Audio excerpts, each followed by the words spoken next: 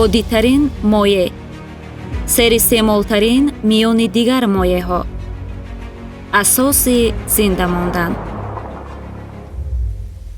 об.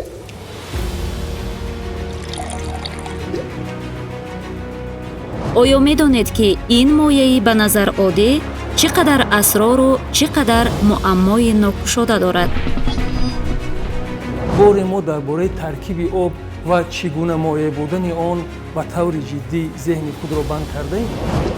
зиёда аз 60 хусусияти об расман ғайриоддӣ эътироф шуданд. ин танҳо як ташбеҳи наҷиб нест, балки ҳақиқатест, ки илми ҷаҳонӣ онро эътироф мекунад. агар об моддаи оддӣ мебуду ба қонунҳои кимиё пурра итоат мекард, дар рӯи замин на дарёҳо вуҷуд медоштанду на баҳрҳо ва ҳатто на боронҳо.